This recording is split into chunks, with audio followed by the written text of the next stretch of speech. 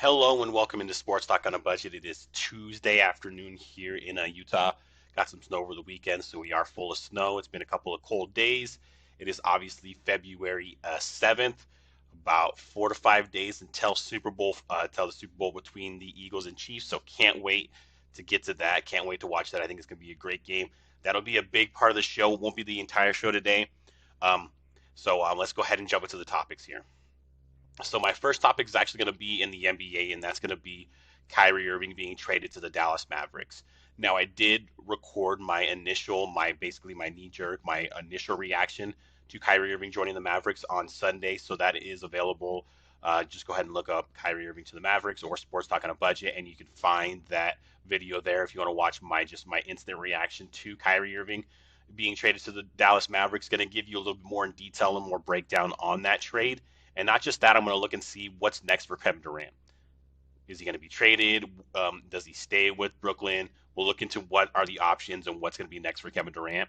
And then my second topic and my last topic actually is going to be my Super Bowl breakdown and picks. So my ultimate Super Bowl breakdown, and then I'll go ahead and give you my pick for the game. But I want to look at this game from every angle that we can because obviously this is going to be the biggest game of the year. Obviously, the Super Bowl, and I think this is going to be a really good game. Two pretty evenly matched teams that play different styles, but should be exciting and should be a very exciting breakdown as well. So, with that being said, let's go ahead and dive into the show. So, as I mentioned, first topic of the day is going to be Kyrie Irving traded to the Dallas Mavericks. Now, obviously, most people should know the details of the trade, but if you don't, obviously, Kyrie Irving was traded to the Dallas Mavericks. In return, the Brooklyn Nets got Spencer Dinwiddie, Dorian Finney-Smith, a first round pick in 2027, and then second round pick in 2029, and I believe maybe another second round pick in 2027. But either way, 2 to 3 picks, Spencer Dinwiddie and Dorian Finney-Smith. Now, wasn't a shock that the Nets decided to go ahead and move on from Kyrie Irving. I really think they wanted to move on from Kyrie Irving for some time, just didn't really get that extra push, but he gave them that extra push with basically requesting that trade on Friday after they rejected any contract extension talks. And let's look at that first. Obviously, if you're the Nets and you were never going to extend Kyrie Irving, and Kyrie Irving, it just shows you how delusional he can be as a person to think that the Nets were going to extend him, because you can't extend somebody who has been maybe the most unreliable athlete in professional sports, at least in American professional sports. Just super unreliable. When he's on the court, he's great. Yes, you cannot deny Kyrie Irving's greatness. He is one of the best point guards in the league. He can handle with the best of them. He can finish with the best of them, and that goes almost on an all-time level. So he is that great of a player, but the the thing is, he is also probably one of the most unreliable bad teammates of all time. Like, this guy makes Terrell Owens look like a model citizen, a model teammate. So Brooklyn had no choice but to deny the extension request from Kyrie Irving, because it's stupid to tie yourself to Kyrie Irving long term. And then obviously when they denied that, Kyrie Irving requested a trade, and there was 4 teams originally that were supposed to be in on the trade and actually did offer trades as well, and that was the Lakers, the Clippers, the Suns, and obviously the Mavericks, who eventually landed Kyrie Irving. And it actually was reported that Joe Tsai, the GM of the Brooklyn Nets, had no interest in trading Kyrie Irving to the Lakers, because that's what Kyrie Irving wanted. He didn't want to facilitate a trade that Kyrie Irving wanted. He wanted a trade that obviously was going to work best for them, and also send into a place that maybe wasn't his first or second favorite destination to go. But just to break down how this is going to be, obviously you pair Kyrie Irving with maybe the best offensive player in the NBA right now, and that's Luka Doncic. And if you're Luka Doncic and the Dallas Mavericks, you needed to make a move so you can make a run. You have a generational player like this in Luka Doncic. The guy could score in so many different ways. He's just very smooth with the ball, just a very, very good offensive player. You pair him with Kyrie Irving, who's a very good offensive player. Now, both of them are ball dominant players. They like to have the ball in their hands. They're not good playing off the ball. So that could be a struggle there, and that'll be a tough situation for Jason Kidd to overcome. But I mean, like I said, when you have two of the best offensive players in the game on your team, they're going to be a team that scores a lot. Now, the defensive side is definitely going to suffer because both Kyrie Irving and Luka Doncic are nothing to write home about on the defensive side, so that could suffer. But in a wide open Western Conference, they might be able to make a run just because of that offensive firepower. I mean, Luka Doncic was able to take Dallas to the conference finals last year, and that was with I mean, Jalen Brunson was a good player, but he's not Kyrie Irving. Spencer Dinwiddie is okay. Tim Hardaway Jr. they still have. They picked up Christian Wood in the offseason, so they do have a little bit of beef down low and someone who can get some rebounds and defend for them in the paint as well. So not the most complete team in the West or anything like that, but maybe the team with the highest ceiling in the West now with the Steph Curry injury to Golden State, and it's going to be difficult for them to even make a playoff run. So maybe the best and most explosive and highest ceiling team in the West is probably the Dallas Mavericks right now, because when you have the kind of firepower like Kyrie and Luka Doncic on the same team, there could be potential fireworks. But the question with Kyrie Irving, and the question is always going to be with Kyrie Irving, how invested and how all in is he? Because these last couple of months with Kevin Durant out, he has been an all-star, an all pro, not an all pro, but an all NBA player. Like, he has been great, averaging over 30 points per game, shooting percentages up both from three and from two. I mean, he has played really, really well these last couple of months. If he can carry that level of play he's had these last couple of months to Dallas to pair with Luka Doncic, they could definitely be a team that makes a run at the one seed, or at least a run at a top 2 or 3 seed, and that can make a run in the playoffs because Kyrie Irving has played that well, and then obviously Luka Doncic is an MVP candidate. So I mean, he's on the short list of like 4 or 5 people that are legit MVP candidates. So it could work, but like I said, it all comes down to Kyrie Irving's effort level and Kyrie Irving's interest level. That's what it's all going to come down to. Is he interested in taking this as far as he can go? Is he interested in being a good teammate and getting along for these next couple of months to make a potential run in the Western Conference?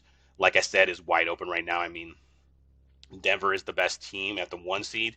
They're a good team, but they have some flaws. Memphis is the 2 seed, but they have lost a lot lately. I think they've lost like 7 of the last 8 games or something like that. And then you got Sacramento, who doesn't have a lot of playoff experience, and just a bunch of other teams just kind of all melded together, either in the middle. You basically go from 3 to 12. It's like a couple of games apart. So there's definitely opportunity in the West, and I think with that kind of firepower, you can make a potential run. But it all just hinges on, like I said, what kind of state of mind is Kyrie Irving in going into? Obviously, it feels like he definitely wanted to be out of Brooklyn, but is this the place he ultimately was willing to play and willing to go to? We will see. To look at the Brooklyn side, and that's where we're going to move with my second topic, is what's next for Kevin Durant and the Brooklyn Nets. I mean, Spencer Dinwiddie was already actually there in Brooklyn a couple years back. Dorian Finney-Smith, those are nice players. Those are good role players. Good. Dorian Finney-Smith can come off the bench, provide some spark. He's a good 3-and-D guy, can hit a lot of outside shots, and is also a very good defender, which Brooklyn is lacking. So they upgraded, at least, definitely not on the offensive side, obviously, by losing Steph Curry, but you upgraded on the defensive side with the additions of Dinwiddie and Finney-Smith. So the cupboard isn't exactly bare there, and obviously Kevin Durant's supposed to come back from injury in the next couple of weeks. You still have guys like Seth Curry and Joe Harris and other guys like that. So you still have a decent squad. Currently fourth in the East right now is the Brooklyn Nets. I think that's their ceiling. I don't see them getting into the top three. I think the top two are definitely cemented with Boston and Milwaukee, and you might be able to cement Philly in that 3 seed there. So I really think the Brooklyn ceiling is the 4 seed, but I mean, Cleveland's right there and they could vie for that 4 seed. So do I think they could be a playoff team even without Kyrie Irving? Definitely. Do I think they're a championship contender? No. Did I think they were a championship contender with Kyrie? No, I did not, because the cohesiveness and just I just didn't think that they ever got along, or it was never kind of a harmonious kind of connection there in Brooklyn. And unfortunately, with Kevin Durant lately, he has been very injury prone, so you can't really rely on him to be out there on the court night in and night out, just with the injuries he's had. And then obviously with Kyrie Irving, they couldn't rely on him to be out there night in and night out, not just with the injuries, but just with his whole mental situation as well. So I think what happens here is I think the Nets go through the season and make a run as far as they can with the team as constructed. And then they'll deal with what's going on with Kevin Durant in the offseason, whether it's going to be a trade, whatever happens there, because you have really only 3 days now, or 2 days. You have today, tomorrow, and Thursday to trade him. And they just announced earlier that they're not really looking to make any trades, and that they're telling teams that are calling that they're not really interested in making any trades for Kevin Durant right now. So Kevin Durant will probably be a Brooklyn Net at season end, whenever that is for them, whether that's the first round, second round. Doubt it's the conference finals or further, but you never know. Kevin Durant is that good of a player when he's healthy. But I think they stand pat with the team they have.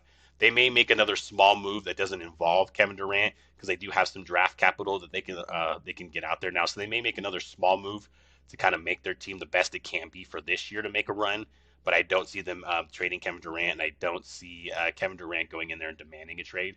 Like I said, I think they'll play out the season and decide in the offseason what's the best practice for them and what's the best plan of action and the best way forward. If you're Kevin Durant, obviously this experiment has totally failed. Whether it was your experiment with just you and Kyrie Irving, and then when you brought in James Harden, obviously failed. Was a terrible decision to trade Kyrie Irving when you had Steph Curry and you had a team that was an instant dynasty. You probably would have probably like 2 to 3 more championships under your belt if you just stayed in Golden State. But I mean, that's a decision that's probably going to keep him up at night, and he may regret for the rest of his life. But the experiment did not work, and that is a gross understatement. You just got to move forward. I think for him, it's not worth going in there and demanding a trade by the end of the trade deadline because I just don't know how many teams have the actual assets and capital that the Brooklyn Nets are going to want in return for a guy like Kevin Durant. When he's on the floor, he's a top 5 player easily. So, like I said, I think the Brooklyn Nets and Kevin Durant stick the rest of the season out and then decide over the summer what's the best plan of action going forward for them and decide what they want to do with each other. So with all that being said, obviously the Kyrie Irving trade was huge. That was one of the biggest blockbuster trades that we've had in a while, and it leaves kind of Kevin Durant up in the air. But at the end of the day, I think, like I said, both of them will stand pat and move forward and decide on the summer on what exactly they want to do. And then we'll go ahead and move to my last topic of the day, and that is my Super Bowl breakdown. And obviously it's the Eagles versus the Chiefs, and the Eagles are currently still a 1.5-point favorite. This line has moved around a little bit. It got up all the way to Eagles 2.5 at one point, got down to Eagles -1. Eagles have always been the favorite in this game, but there has been some money that has come on the Chiefs here and there that has moved around the line. Currently, it is Eagles -1.5. And just to look at this game, just to look at it from kind of a macro standpoint from the outside, I really do believe that the Eagles have the best roster. And I broke down my roster rankings last week, and I had 6 Eagles players and 4 Chiefs players. So that's how you know what I think about these two teams.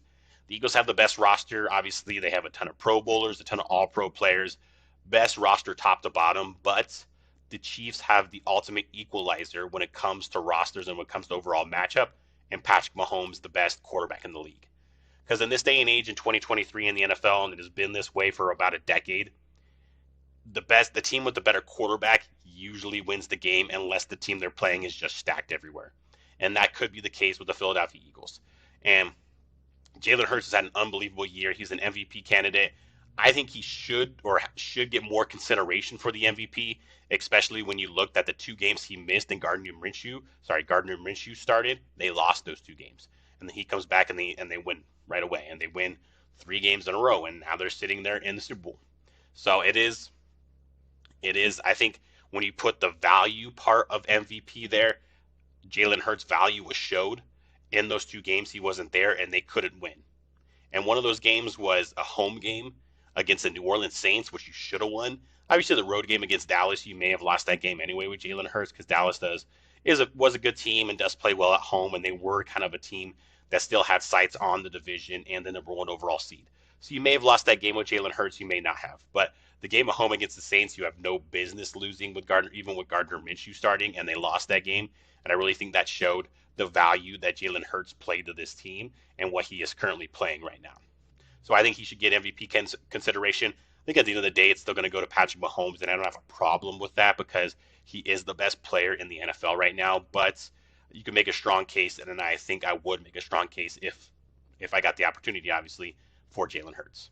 But just to get back to the game, like I said, Eagles better roster, Chiefs ultimate equalizer in Patrick Mahomes. But there's a couple keys that I'm looking for. And first, we're going to start with the Chiefs on the defensive side. And can this Chiefs defense, which is an okay defense, they're better up front than they are in the back end, but their up front can be great sometimes with Chris Jones, Carlos Dunlap, Frank Clark. They can have a really stout front 4, front 7 that can get after the quarterback.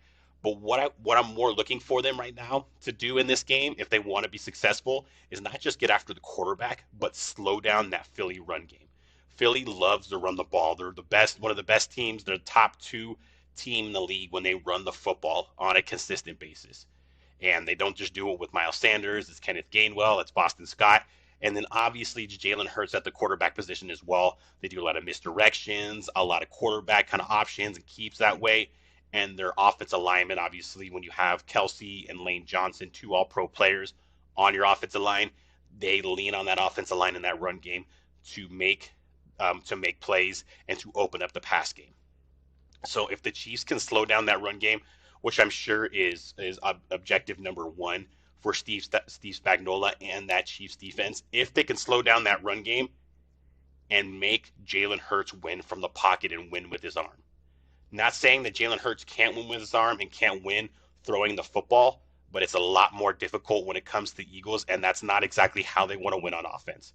Now, they have the requisite weapons to win in the air. Obviously, when you have A.J. Brown, Devontae Smith, Dallas Goedert, and their backs are good out of the backfield as well. So they have good receiving weapons to win throwing the football, but that is not what they want to do, and that is not what they like to do. They like to run the ball to set up the pass, not the other way around. They're very old school in that way, where, like I said, they like to run the ball to set up the pass. If the Chiefs can slow down that run game and it doesn't open up those windows, those passing windows, whether it's to Goddard or Smith or Brown, doesn't open up those passing windows, and Jalen Hurts is throwing into regular coverage without the kind of the uh, the elements of running the ball, because they're going to run a lot of RPOs with Jalen Hurts. If he's just throwing, just dropping back, just straight throwing the ball because the run game isn't generating what it usually does, that's going to give the Chiefs a really good advantage, and that's going to make things a lot tougher on Jalen Hurts and this Philadelphia Eagles offensive, especially their offensive game plan as well. And then if you're the Eagles, we'll go to the defensive side. Can you disrupt Mahomes and get him and make him uncomfortable? Now, obviously, I've talked about this in my last couple of shows. The Eagles lead the league in sacks by more than 14 sacks. So they're a team that gets after the quarterback, and it's not just with one guy. It's not just Fletcher Cox. It's not just Brandon Graham. It's not just Hassan Reddick. They get after the quarterback, and it's not just with their front seven. They like to bring in blitz packages with the safeties and corners. They like to get after the quarterback from multiple areas to make the quarterback as uncomfortable as he can be. So that's big there. Can the Eagles do that against Patrick Mahomes? The offensive line for the Kansas City Chiefs is a good offensive line, and they protect Patrick Mahomes. But what has really helped this offensive line in most years and throughout the season up until the last two games is Patrick Mahomes' ability and his ability to get out of the pocket, extend plays, but still make throws down the field. We don't know if that's going to be available for Patrick Mahomes. That is another key. How healthy is that ankle for Patrick Mahomes? Because if you watch the AFC Championship game against the Cincinnati Bengals, in the first half he looked great, but he was throwing mostly from the pocket. And then he got sacked a couple of times and hit a couple of times in the second half, started limping again, and you could tell that he almost kind of re-aggravated or almost re-injured that ankle in the second half of the AFC Championship game. If he is going to be limited that way as far as mobility in this game, and the Eagles can just pin their ears back, rush the quarterback with their front seven, with their blitz packages and things like that, it's going to be really tough for the Chiefs to move the ball consistently against this Eagles team. So that is a big key for me there as well. Can the Eagles get to Mahomes on a consistent basis to make him uncomfortable? And then obviously the other key is how healthy is that ankle for Patrick Mahomes? And then obviously we have the key of Jalen Hurts. Jalen Hurts did not play a good NFC Championship game. The Eagles, in my opinion, did not play great in the NFC Championship game. They pretty much got awarded an NFC Championship pretty much on that first play. Now, their front seven did what they needed to do. They weren't going out there saying, we're going to knock Brock Purdy and Josh Johnson, the backup, out of the game. That wasn't their game plan. But their game plan was to make Brock Purdy, the young quarterback for San Francisco, uncomfortable. That's exactly what they did from the first series. Made him really uncomfortable, knocked the ball, made him turn over the ball. And in the process of getting after the quarterback, sometimes when you get after the quarterback that consistently, you are able to hurt the quarterback. That's not your objective. No one's going out there, at least I hope not, no one's going out there with the intention to actually hurt the quarterback. But if you get after the quarterback as consistently as Philadelphia can, that can happen. That's exactly what happened in the San Francisco game. And that first series there, when the Eagles' defensive front was able to get to Brock Purdy and basically knock him out of the game, or pretty much just tear his ligament in his elbow, they won the NFC Championship game on that play and on that series. Because after that, the 49ers basically had no chance. So you could say that the Eagles didn't play great, but they did exactly what they do great, getting after the quarterback and playing stout defense. If they were able to do that against Patrick Mahomes and do that consistently, especially with that ankle injury for Patrick Mahomes, it may not matter anyway. The Eagles might still be fine playing just their B performance on offense. It may not matter because their defense can be that disruptive and can be that good. So I think they're going to need more from this offense and more from Jalen Hurts. Obviously, the 2 weeks off will really be good for Jalen Hurts in that shoulder because he was missing a lot of throws in the NFC Championship game. And then obviously the 2 weeks off will be good for Patrick Mahomes in that ankle to make sure he's as close to 100%. I don't think either guys will be at 100%. I think Mahomes will probably be about 75, 80%. Hurts maybe about 90, 95%. But this 2 week layoff can be a big key in this game to get them more kind of ready for the game. And then obviously this week there's some practice, but your practices aren't the same as they are throughout the year because you have so much of media availability, especially for the quarterbacks like Mahomes and Hurts. There's so much going on the week of Super Bowl that they're not practicing nearly as much or as vigorous as they usually do. So I don't know if that's going to help their injuries or hurt their injuries, but either way, could play a factor as well. Looking at this game, I think the Eagles are going to be able to run the ball on this Kansas City team. I think they'll keep guys like Chris Jones and Frank Clark and Carlos Dunlap away from Jalen Hurts. This roster for the Eagles for me is just too good. I think Patrick Mahomes is the best quarterback in the league. Obviously, Travis Kelce is the best tight end in the league. Another big key is the health of those three wide receivers that got hurt in the AFC Championship game: Juju Smith-Schuster, Kadarius Toney, and Mecole Hardman. How available will they be? I have a feeling that Juju and Toney will probably be okay. Not sure about Mecole Hardman because he missed about 6 to 7 weeks in the regular season and missed the divisional round game. So he just came back from injury and then got re-injured in the AFC Championship game. So not sure how healthy he's going to be. But if you look at the Eagles side, they're healthy. Jalen Hurts is probably their only major injury question, and he's had plenty of time to recover from that shoulder injury, and he's had another 2 weeks since the NFC Championship game. So I think he'll be fine. Like I said, I just like this Eagles roster too much. Just all pros and Pro Bowlers at basically every position group. And I think, like I said, that the Eagles will be able to run the ball effectively on this Chiefs defense, and that'll open up the pass game for guys like Devontae Smith and A.J. Brown and Dallas Goedert. I think this will be a close game. Not as high scoring as some people may think. I think this is a game in the 20s because the defenses can step up at times and make plays. But either way, I'm going to go ahead and roll with the Eagles minus 1.5 in this game. So I like the Eagles minus 1.5 to win and cover and take home their second Super Bowl in the last 6 years, which, for a franchise that didn't have a Super Bowl for like the first 60 years of their existence, the first 40 years of their existence, because they did have some NFL championships, but didn't have a Super Bowl for the first 40 years of their existence in the NFL, AFL, as the Super Bowl was a thing. That would be huge to win 2 in 6 years. So with all that being said, thank you for watching the show. Obviously, if you want to get the video version, you can go onto YouTube, just search Sports Talk on a Budget, or you can just search my first and last name. Please go and watch. I have all my videos up there. I have a lot of NFL playoff videos. Like I said last week or on Sunday, I recorded my initial reaction to the Kyrie Irving trade. Please go and check that out when you get a chance. If you prefer the audio version, you can listen to this show either on Spotify, Apple Podcasts, Amazon Music, or basically wherever you get your podcast. Thank you for listening and have a great day. And please like and subscribe to the show and follow me on the social media channels, Facebook, Instagram, Twitter, and TikTok. Thank you again for listening and have a great day.